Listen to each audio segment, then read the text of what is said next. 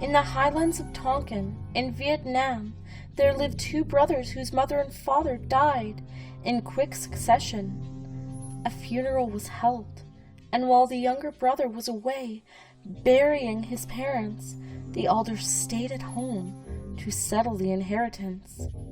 And he, being very greedy, concealed all there was of value. When the younger brother returned, he looked about him in surprise. "Tell me, honored brother," he asked, "where is all our parents' fortune? I see nothing of it here." "It is as your eyes behold," replied the other. "Our much lamented parents left nothing save this empty house. Since I've a wife and you have none, the house shall remain with me." Thus it was the elder brother took for himself the house, the entire family fortune, the rice fields, and the oxen. To the younger lad was left nothing but a small maize strip in the foothills of Stone Mountain, and besides, an old dog and cat. The lad said not a word. Bowing low before his brother, he set off with his two animals to work the strip of maize.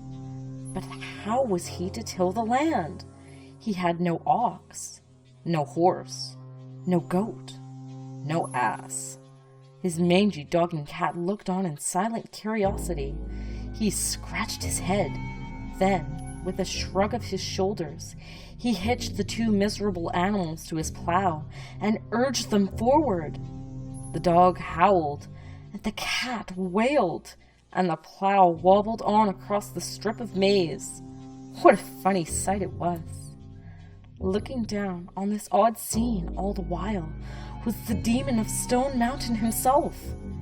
He gazed down upon the fields and was unable to contain himself any longer. He shook his fat sides, wrinkled up his nose, and opened wide his great stone mouth. How he chuckled at the strange spectacle. Alarmed by the strange rumbling coming from the mountain, the lad looked up and caught his breath, for in the depths of that cavernous mouth he saw a store of glittering gold and silver. At once he left his plow and began to clamber up the mountainside, over the rocky chins and lips, until he reached the inside of the mouth.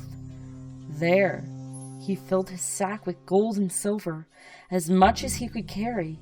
He escaped just in time, as the stone mouth banged tightly shut. Unable to believe his good fortune, the lad returned to the village with his precious load, and summoned craftsmen to build him a modest dwelling at the foot of Stone Mountain.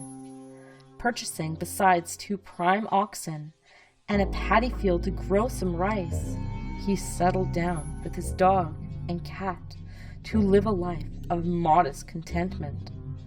But no sooner did the elder brother learn of his good fortune than his heart filled with greed and envy. Calling one day upon his younger brother, he inquired how it was he came to prosper so. The dutiful brother told his story, holding nothing back. Thereupon, the greedy one set out for Stone Mountain with his wife, the faithful dog and cat. He also took along 2 oxen carts on which to load the gold and silver. When he arrived at the strip of maize in the foothills of the mountain, the older brother hitched the dog and cat to the plow, as his younger brother had described. Then he whipped them forward across the stony strip. The dog howled, the cat wailed, and the Demon of Stone Mountain laughed so heartily that his fat sides shook like jelly, his big nose wrinkled, and his great stone mouth gaped open wide. The treasure glinted brightly in the depths of his cavernous mouth. Casting the plow aside, the man and his wife rushed forward, clambered up the mountainside, and entered the rich cave to fill their several sacks.